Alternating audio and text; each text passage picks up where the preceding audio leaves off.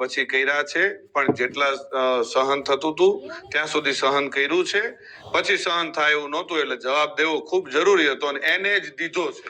આ પાકું હજી કહું છું કે 2025 નું એને જ કીધું છે મેં. બરોબર છે, આપને જે હશે આપને મુબારક. આપ શું કહેવાઓ છો? અને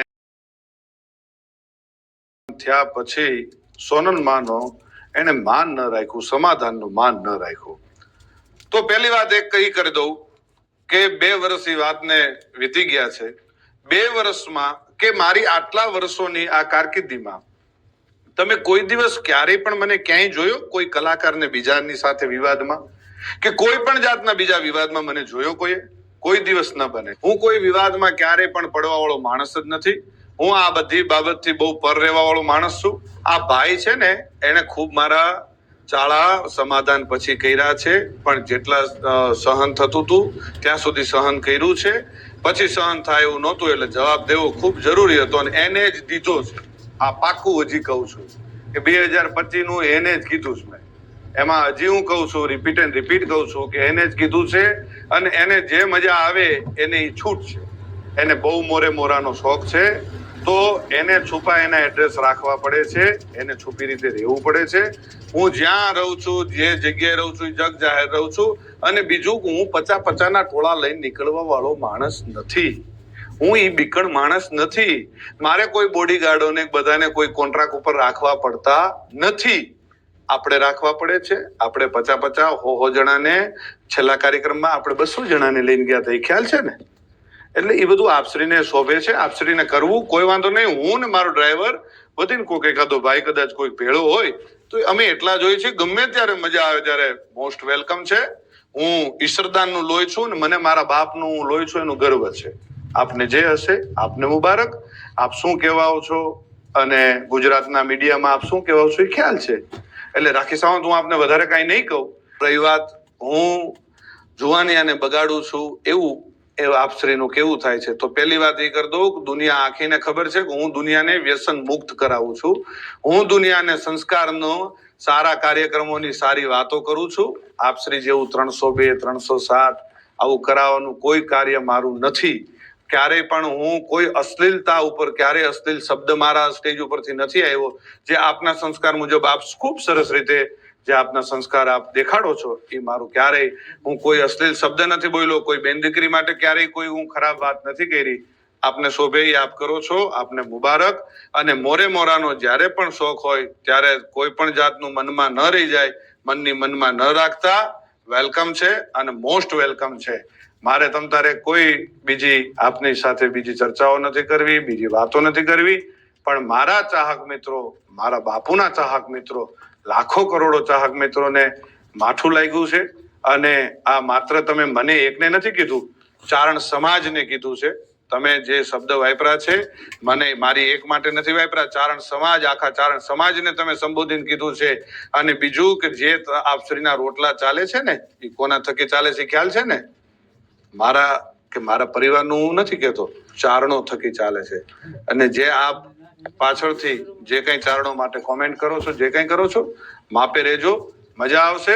બાળકોને બાયું ચડાવવાની કે જુવાનિયાને બાયું ચડાવવાની શીખવાડવાની વાત કરો છો, તો એ તમે ઓલો બાળક જે આવીને બોલે છે એ કોણ, એ કોઈને ખબર પડે? એ સ્ક્રિપ્ટેડ છે આ બધું, એ નથી ખબર પડતી.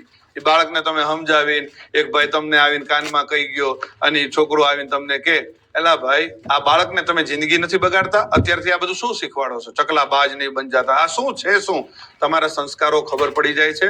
એટલે માપે રહ્યો, પાછા વળી જાઓ. અને રહી વાત ડાયરા ઉપરથી કોઈ કોમેન્ટ કરવાની, કોઈ ફિલોસોફી કરવાની, તો એ ખાસ હું કહું છું કે કોઈ પણ રીતે કોઈ પણ કોમેન્ટ કર્યા પહેલા ખૂબ ધ્યાન રાખજો અને કોઈ પણ નો ડાયરો બગાડતા નહીં. આ વિડીયોના માધ્યમથી એટલે હું જવાબ દઉં છું. કાલ ડાયરો મારો વિવાદ ચાલી રહ્યો છે. એક ભાઈ એમના સંસ્કાર મુજબ જેમ આવે એમ બોલી રહ્યા છે. હું મારા સંસ્કાર મુજબ જવાબ દઈશ.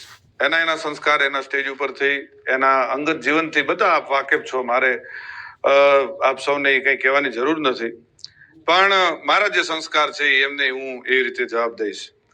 એમણે એમ કીધું કે સોનલ માના મંદિરે સમાધાન થયા પછી સોનલ માનો એને માન ન રાખ્યું, સમાધાનનું માન ન રાખ્યું.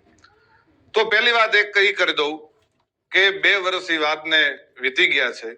2 વર્ષમાં કે મારી આટલા વર્ષોની આ કારકિર્દીમાં તમે કોઈ દિવસ ક્યારેય પણ મને સાહિત્ય કલાકાર હોય એની વચ્ચે આવો વિવાદ ન થવો જોઈએ, કારણ કે લોક ડાયરાના માધ્યમથી આ લોકો જીવન જીવવાની રીત, જીવનના સદવિચારો અને એવી હજારો વર્ષોની જે કહાનીઓ છે, હજારો વર્ષોના જે સંસ્કાર છે, ભારતીય સંસ્કૃતિ છે, સનાતન ધર્મ છે, આ બધાની વાતો એમના પાસેથી સાંભળતો હોય અને એનું અનુકરણ કરતો હોય ત્યારે એવા જ સમર્થ સાહિત્યકારો જ્યારે એકબીજાના મતભેદો, એકબીજાના આવેગમાં આવી અને એકબીજાની ઉગાડ આખા ડાયરાની સામે કરતા હોય ખરેખર યોગ્ય ન કહેવાય.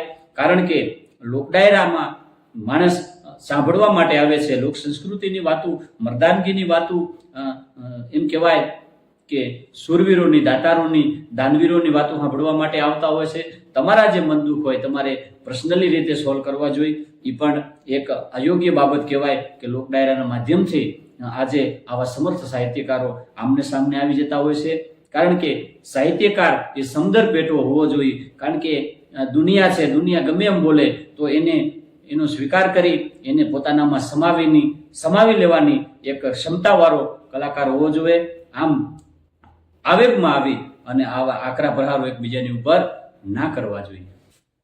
મિત્રો, આમ જોવા જાય તો કલાકારો સમાજને સુધારવાની વાતો કરતા હોય, સમાજને એવી વાતો કરતા હોય કે કોઈ પણના દુર્ગુણોનો એમ કહેવાય કે તમારે ન જોવા જોઈએ, એના સદગુણો જોઈ એનો સ્વીકાર કરો, આવી વાતો કરતા હોય બધા. એટલે કહેણી મીઠી ખાંડસી અને કરણી વિષ સમાન. કારણ કે કેવું બહુ હેલું છે પણ પોતાના અંગત જીવનમાં એને ઉતારવું બહુ અઘરું છે.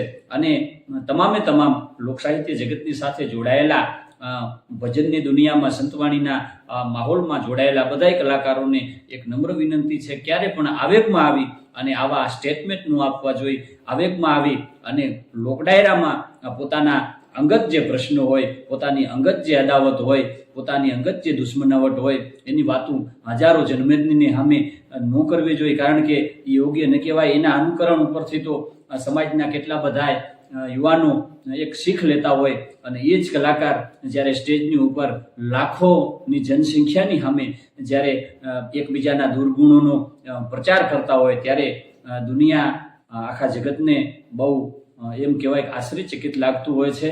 એટલે તમામે તમામ સંતવાણીની સાથે જોડાયેલા ગાયકો, કલાકારો, સાજિંદા મિત્રો બધાને એક નમ્ર વિનંતી છે કે લોક ડાયરાના માધ્યમથી ક્યારેય પણ એકબીજાના જે અંગત દુશ્મનાવટ હોય, એના અંગત અમુક જે કોઈ દુર્ગુણો હોય એને દુનિયાની સામે રજૂ ના કરવા જોઈએ. મિત્રો, અમારા યુટ્યુબ ચેનલ શિવ સ્ટુડિયો ચોરાડને લાઈક કરો, અમારી ચેનલને સબસ્ક્રાઈબ કરો.